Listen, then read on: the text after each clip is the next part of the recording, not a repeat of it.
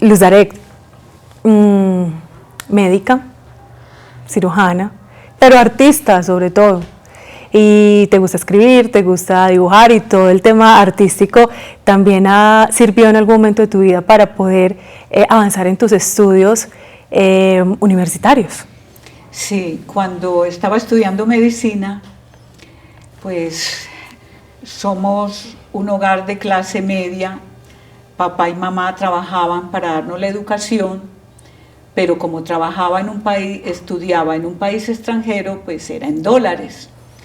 Y muchas veces yo necesitaba para libros, para muchas cosas que exige la medicina, y me iba a los parques ahí en la ciudad de Cuenca, Ecuador. Yo estudié en la Universidad Estatal de Cuenca y me iba al Parque Calderón y pintaba las personas y cobraba por eso. En la universidad, en esa época, no se podía estudiar ni en internet, no existía eso. No existía ni el Viper cuando yo comencé a estudiar, porque yo comencé medicina en el año 1980. Sí. Y no existían esas cosas. Los profesores de la universidad nos pedían que hiciéramos el dibujo del músculo cutáneo del cuello, del rostro, el esqueleto, y yo lo dibujaba, y los otros compañeros traían unos mamarrachos, y el profesor siempre decía, este sí se entiende. Y todos los compañeros comenzaron a pedirme que les hiciera los diseños anatómicos y me pagaban también. Con eso yo ayudaba también a la sustentación, a pagar el arriendo del apartamento, a comprar los libros. Y seguías haciendo negocio porque cuando venías a Colombia, entonces también hacías un mercadito de oro, por ahí me contaron. En Chordelet, que queda a 4 horas de la ciudad de Cuenca, es un pueblecito muy famoso porque hacen el oro muy artesanal. El oro en el Ecuador en aquella época era muy barato y yo compraba oro, como era la época de los años 80 en que aquí usaban oro por cantidades. Yo vendía oro y traía una ganancia y con eso me compraba la ropa, los uniformes. Y cuando ya llevaba yo plata, yo compraba más cosas típicas del Ecuador para vender aquí también. Y de aquí los jeans, que han sido muy famosos.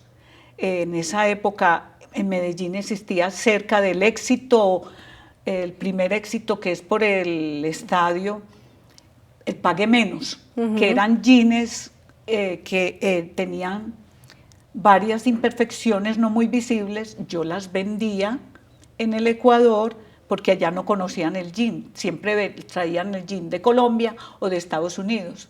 Y con eso que yo ganaba, compraba todos mis libros, iba al laboratorio y compraba todos los reactivos que necesitaba con mis ganancias. Pero eso además tiene un valor muy importante y es que tenías una condición especial en ese momento de salud. Ya estabas diagnosticada. Bueno, ¿o no? El diagnóstico de mi enfermedad fue muy difícil. Sí.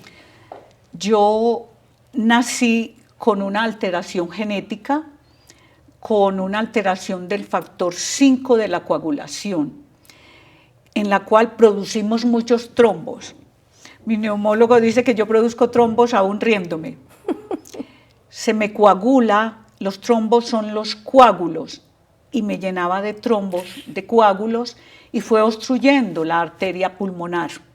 ¿Y te daba todo el cuerpo? Cuando se obstruyó, sí, me daban trombos en las manos, en las piernas. Las primeras trombosis fueron en las piernas. Sí. De ahí subió al pulmón, obstruyó la arteria pulmonar, y cuando hay una obstrucción es como un cierre de una tubería que aumenta las presiones a nivel cardíaco. El corazón tiene una cavidad derecha y una izquierda. Esa cavidad derecha tiene que ver mucho con la arteria pulmonar y era totalmente dilatada. Al dilatarse, uno queda sin respiración. Yo tuve que usar oxígeno prácticamente por 28 a 29 años en mi vida. Yo viajaba con mi oxígeno, me realizaba mi tratamiento, luego la primera crisis fue en el Brasil, en Sao Paulo, cuando yo estaba en segundo de cirugía plástica, porque en la Universidad de Sao Paulo fue donde yo estudié cirugía plástica, estética reconstructiva y microcirugía, que luego la seguí en Francia. En esa época fue la primera y ahí yo quedé con una hipertensión muy grande, tuve que recurrir a oxígeno permanente. Yo estudiaba con el oxígeno, con un baulito a mis espaldas, conducía el carro con oxígeno, operaba con oxígeno, estudiaba con oxígeno, pero hubo una situación. Cuando uno no respira, no puede correr, no puede bailar, no puede hacer movimientos bruscos, porque cualquier movimiento era un motivo de un síncope, de un desmayo. Y yo me puse a analizar mi vida. Bueno, soy joven porque tengo que vivir hasta donde sea. Yo sé que es una enfermedad crónica, mortal, huérfana, que no hay tratamiento, pero mientras viva tengo que hacer algo, tengo que luchar por tener calidad de vida. No podía bailar y me gustaba bailar, me gustaba el deporte, pero me gustaba y me apasiona el estudiar, el leer, me encanta la ciencia, el conocimiento. Mientras todos salían a bailar, todos salían a hacer su vida, yo me quedaba en mi casa estudiando, leyendo. Tengo muchas bibliotecas y cuando me cansaba de estudiar medicina, la literatura, la historia, el conocimiento te lleva a nuevos mundos. El leer un libro te lleva a otros planetas, a otros lugares, a otras épocas. Y esa historia me dio muchas ideas para entrar en la ciencia e investigar. Y te abrió también oportunidades, también de entender tal vez lo que te estaba sucediendo y ver que hay otras posibilidades en ese momento, ¿o no? Sí, muchísimo. Comencé a estudiar sobre mi enfermedad, sobre la hipertensión pulmonar. Me comuniqué con muchas personas que eran autores de investigaciones y eso fue para mí una inspiración. Mis mismos colegas me inspiraron. Y luego cuando yo estaba en España, que estuve una época viviendo allí por mi tratamiento, porque me quedaba más cerca de Alemania, conocí la nanociencia y la nanotecnología. Y a través de esta ciencia, yo estoy así en un 90% de segura que podemos ayudar mucho a los pacientes de hipertensión pulmonar y de otras enfermedades. Y por eso me uní a varios grupos de nanotecnología cuando llegué a Colombia en la UPB. Logré focalizar a través de ratones, produciendo la misma enfermedad con una planta que se llama la Crotalaria serratia, e investigar qué sucedía. Y en ese proceso estamos, haciendo la parte experimental para luego poderla aplicar en los seres humanos. Luego de la Bolivariana seguí a la Universidad EIA con la doctora Marta Londoño, una gran científica, es nuestra líder del grupo de medicina regenerativa. Aplicamos plasma rico en plaquetas para enfermedades neurológicas y degenerativas, con unos resultados increíbles. Aún no lo hemos escrito porque está en experimentación, porque toda investigación científica lleva sus protocolos de experimento, luego en pacientes, y en ese paso estamos. Luz Daret, a mí me gustaría saber cómo una persona con una enfermedad como la que nos estás describiendo, que te ha generado un impedimento tan amplio en actividades tan fundamentales para una persona, como correr, hacer deporte, incluso bailar, hasta estudiar, nunca fue un obstáculo sustancial a la hora de poder cumplir tu objetivo de seguir estudiando y de formarte? Bueno, todos tenemos una misión. Dios, la vida y la genética nos dan ciertas habilidades. Es como el ciego, aprende a escuchar más. Ahí vemos un Andrea Bocelli, un tenor estupendo y un músico estupendo. Por eso siempre tenemos que preguntarnos, si me pasa esto, ¿es para qué? No por qué, no, ¿para qué me está pasando esto? Tal vez el hecho de yo no poder correr y moverme como una gacela es porque tengo que cumplir otro papel en esta existencia. Dios me dio una gran inteligencia y una gran memoria, pues tengo que ponerla al servicio de la humanidad. Y tal vez por eso Él, a través de mi enfermedad, me mostró, es que tienes otros caminos, mira que eres inteligente, mira que tienes memoria, mira que puedes curar muchas cosas, mira que te di oportunidad para ser médica, aún en condiciones económicas desfavorables, porque mis padres tuvieron que sacrificarse mucho, porque éramos 4 hijos y todos en la universidad. Y cuando uno está en otro país, pues gasta el doble. Claro. Y eso me hizo pensar, bueno, y cuando yo abría los libros a mí se me olvidaba que yo no podía caminar, que yo no podía subir esas gradas, porque yo vivía y soñaba. Muchas veces cuando leía historia de Italia, en las campiñas, yo me imaginaba subiendo por esas campiñas, porque no es lo que nos pasa, es la actitud de vida que tenemos ante las cosas. Es como, por ejemplo, está lloviendo y una persona puede decir, vaya, está lloviendo, ya no voy a poder salir, ya no voy a poder caminar, ya no voy a poder hacer las compras, ya que tenía que ir al bosque a disfrutar de ese sol.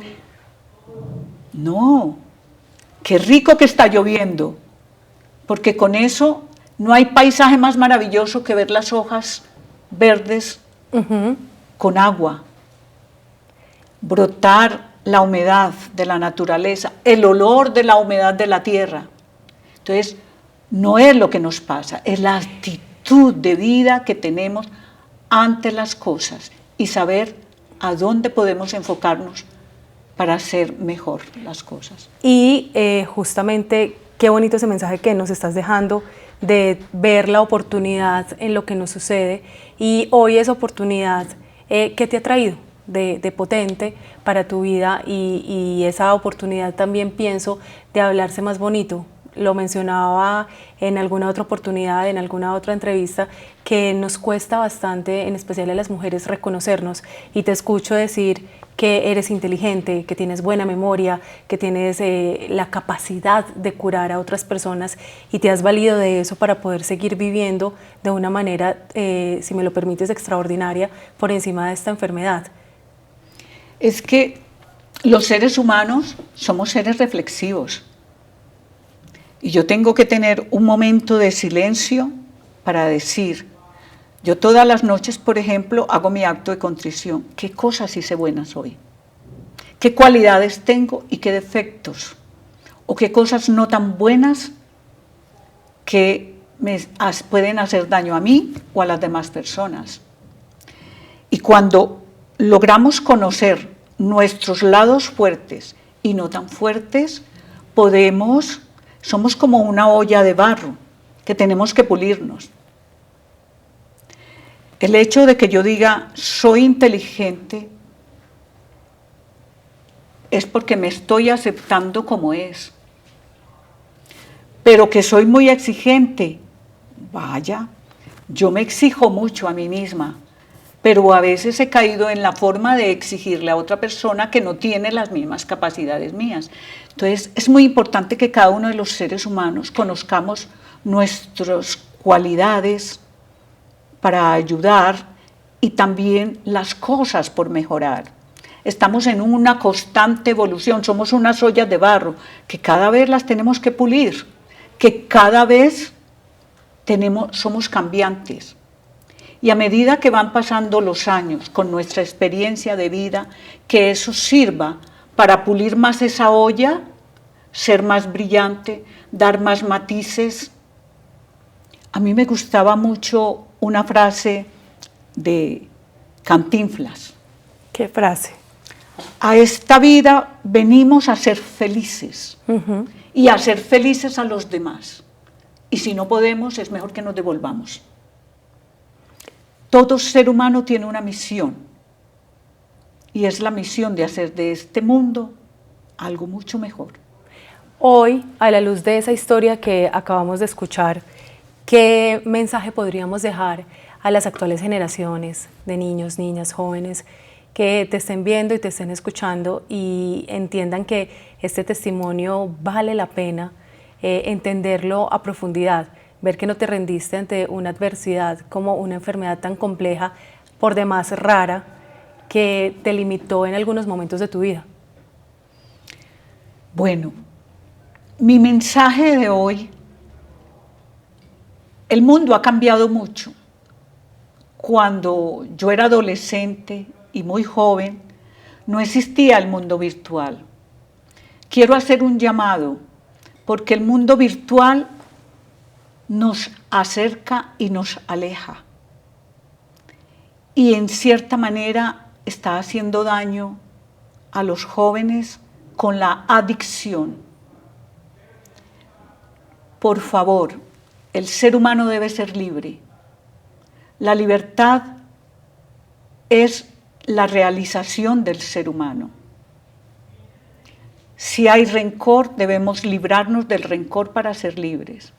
Si una pantalla nos esclaviza, por favor, reflexionen. El daño virtual es muy grave y en este momento, como médicos, estamos tratando la adicción del mundo virtual con metadona, porque crea la misma adicción y el mismo daño que la heroína. Chicos y chicas, personas de todas las edades que sean adictos al mundo virtual, ni tanto, voy a decir una palabra que la decimos mucho los paisas, ni tanto que queme el santo, ni tampoco que no lo alumbre. Sean libres, mírense a los ojos, amen las personas. Me duele ver en un restaurante una familia, todos aislados, mirando a la pantalla. Busquen el momento, el ser humano es valioso, el amor es maravilloso. Por favor, volvamos a ese mundo humano, volvamos al amor, volvamos a la reflexión, al silencio. El ser humano es superior a todo en la tierra por su capacidad de reflexión, por ser capaz de hacer buenas cosas por este planeta. No nos aislemos. Necesitamos unión, solidaridad en este mundo. Hablábamos hace un momento, Darek, que no hay impedimento para estudiar, que no hay impedimento para entrar a una universidad, para hacer un estudio superior, en el sentido de que si la persona se lo propone, lo puede lograr porque hay muchas formas de hacerlo y en este caso puede ser una viva representación de eso.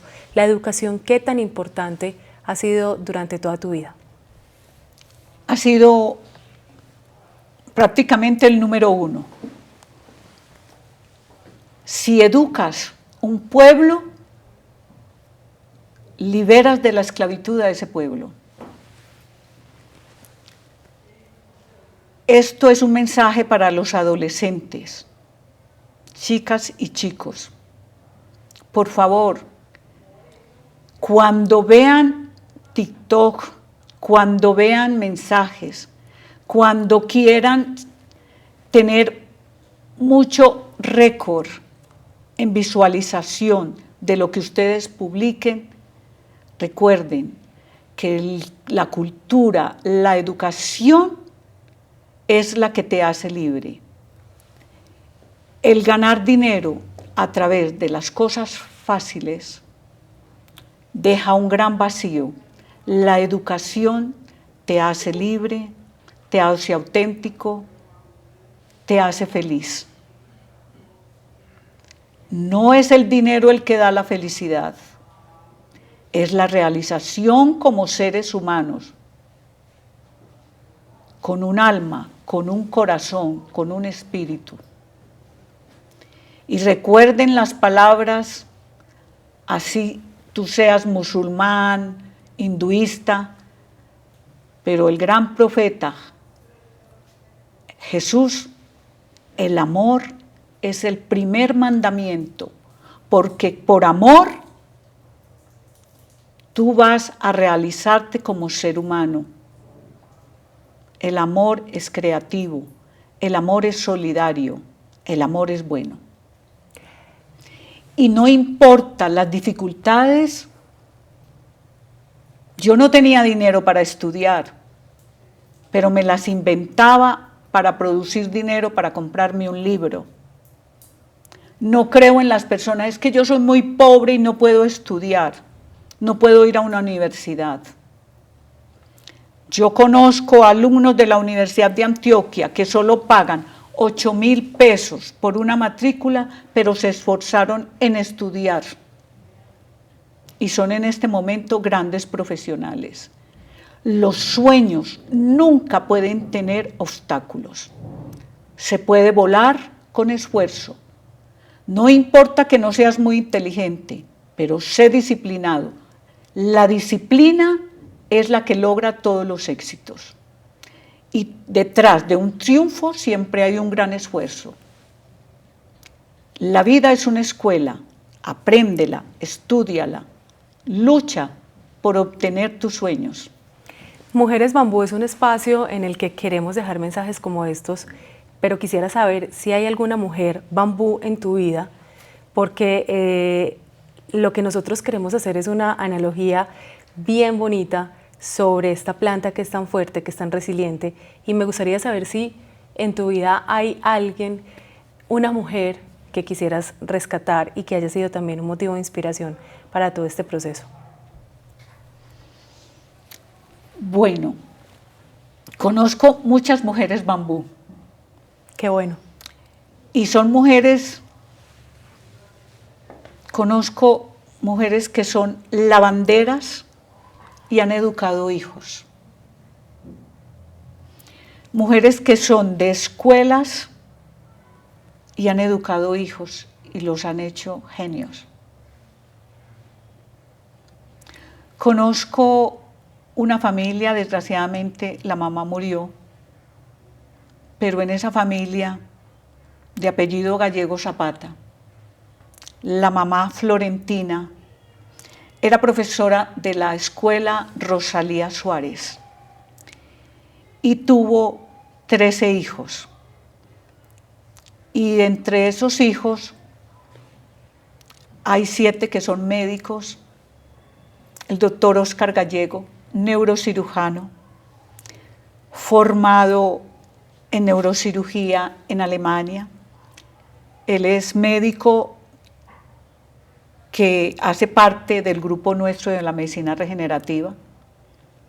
El doctor Ramiro Gallego.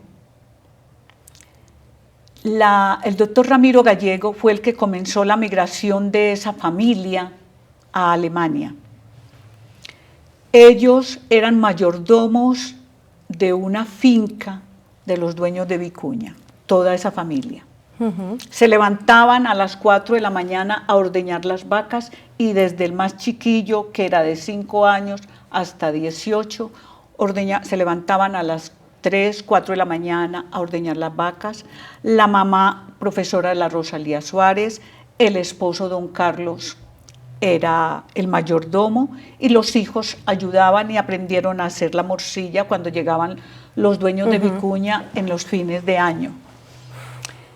Ramiro fue a la Universidad de Antioquia cuando tenía 17 años y vio un letrero en la Universidad de Antioquia que decía, estudia en Alemania, y mostró todos los progresos y la potencia de Alemania en el mundo.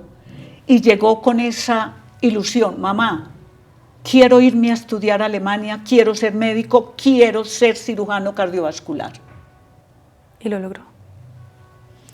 En este momento es cirujano cardiovascular. Entonces la hermanita Sarita le dijo, ¿y con qué vas a pagar el pasaje? ¿Con las dos, vas a vender las 12 gallinas que tenemos? Y la mamá se quedó pensativa ahí en el comedor y ella no había cobrado las vacaciones en la Rosalía Suárez, que es de Belén, no sé si conocen esa escuela, que queda en la esquina de la iglesia de Belén, y le dijo, voy a hacer el préstamo. Hizo el préstamo, hizo otra parte en el ICETES y con eso él se fue. Y le dijo, hijo, tienes para vivir 2 meses en Alemania, el resto te lo levantas tú. Y él llegó a Hamburgo con un suéter, aguantó mucho frío, no sabía el idioma, no sabía el alemán, y llegó y vio en el puerto de Hamburgo un barco con una bandera colombiana, se acercó, vio que estaban bajando bananos y dijo, ¿yo puedo trabajar acá descargando? Dijo, claro. Entonces él, para poder sobrevivir, comenzó por un año entero a bajar a la medianoche mientras convalidaban en el colegio el idioma y el bachillerato para poder hacer el examen de medicina, que tampoco era fácil. Y inclusive él se resbaló en la nieve, bajando los bananos del barco, fracturado y todo, trabajó para que, y no le dijo a nadie, porque él tenía que sostenerse. Entonces el ejemplo de esa mamá también es crucial en tu vida. Mucho, esa familia ha sido mi inspiradora, porque viendo que eran mayordomos de escasos recursos, inclusive en una Navidad voy a contar una anécdota, no digo el nombre de quién se lo dijo, era el dueño de la finca, y vio a Ramiro pelando papas. Y el señor tenía un hijo de la misma edad de Ramiro, del que es ahora cirujano cardiovascular. Y le dijo, ¿y tú qué vas a estudiar cuando termines el bachillerato? Y dijo, voy a ser cirujano cardiovascular. Vas a ser cirujano, pero yo creo que de papas, porque lo vio pelando papas. Él hasta ahora cuenta esa historia, cirujano de papas. Pasaron los años, él estudió medicina, vivió su vida allá en Alemania, y como Alemania en esa época tenía mayores avances en medicina, este señor tuvo problemas cardíacos, necesitaba operarse del corazón, y adivine quién lo operó, viajó hasta Alemania para que el cirujano de papas lo operara. La vida da muchas vueltas. Y son muchos los especialistas en ese grupo. Entonces, esa mamá es una inspiración. Una inspiración. En tu vida, esa familia es una inspiración. Pues una inspiración. ¿Y te consideras hoy una inspiración para estudiantes, para otras personas que quisieran lograr lo que has logrado, viajar, formarte, estar haciendo investigación? Bueno, no lo había pensado así, pero un compañero mío, cirujano plástico, después de que yo salí de la clínica, que pasé 6 meses en cuidados intensivos, me dijo, Luz Dared, me quitó el sombrero, porque nunca te vi llorar, no sabíamos que tenías esa enfermedad, y me arrepiento de que una vez que estaba yo subiendo contigo las escaleras y te vi que estabas así, te dije, Luz Dared, estás muy floja, por estar estudiando no haces ejercicio, porque ni él mismo sabía que yo tenía la enfermedad. Porque, ¿qué me ganaba yo con contar? Yo era feliz a mi manera y soy feliz. Y hoy estás viviendo plena. Sí, gracias a Dios y a la ciencia. Gracias a la clínica cardiovascular, porque cuando estuve más grave, a pesar de que me hacía el tratamiento en Alemania, los médicos de la cardiovascular me ofrecieron esa cirugía y gracias a ellos y a la gran calidad de la clínica cardiovascular, subo montañas, subo los 5 pisos de la Universidad de ella, bailo y hago una vida plena. Y se te iluminan los ojos contando ese pedazo. Voy a decir una frase muy cliché. ¿Este momento de tu vida se llama felicidad o toda tu vida ha estado llena de felicidad también? Yo doy gracias a la vida porque mi pasión es la medicina. Mi pasión es la investigación y la ciencia. Amo el conocimiento sobre todas las cosas. Y doy gracias a mis padres que con su gran esfuerzo pude ser médica y la medicina me salvó. Porque tenía tanto que estudiar que yo no pensaba en mi enfermedad. Y además, con el mismo conocimiento también sabía cómo cuidarme e investigar. Entonces fue doble vía. Doble vía. Qué bonito. Yo digo que un libro le puede salvar la vida a uno. Porque cuando yo de pronto decía, vaya, no puedo ir, me gusta mucho el viajar, me encanta viajar. Soy una gitana. Y he vivido en muchos lugares del mundo y he tenido personas maravillosas a mi alrededor. Y gracias a los libros que me llevaban a otros países, me motivaron cuando pude viajar en avión, porque yo tenía que viajar con oxígeno en primera clase, porque el oxígeno en primera clase es mayor, con todos los cuidados. Y todos esos libros me hacían soñar y yo decía, algún día lo voy a realizar. ¿Y lo lograste? Algún día voy a subir a esa montaña. No sé cómo, pero lo voy a hacer. Y cuando los médicos, los cirujanos me dijeron, Luz Dared, tu cirugía es muy grave, es una mortalidad muy alta. Y yo le pregunté a uno de los médicos, al doctor Ortega, neumólogo, ¿y si no me opero? Una muerte súbita. Bueno, entonces ya que estoy como buena paisa, ya que estoy con un pie al otro lado y otro en una barra de jabón, pues me muero luchando. Para mí fue un descubrimiento cuando, después de muchos días que estaba en coma inducido, desperté, vi a mi alrededor los médicos y yo les dije, ¿qué pasó? Y ya habían pasado demasiados días. Y después, cuando comencé mi terapia, porque no es fácil estar mucho tiempo y meses en reposo total, aprendí a caminar, aprendí a usar mis esfínteres, porque cuando una persona está en coma hay unos cambios hemodinámicos muy grandes. No podía escribir, parecía como con Parkinson porque hacía rayas agudas. Aprendí a escribir, había perdido el pulso. ¿Volviste a nacer? Volví a nacer.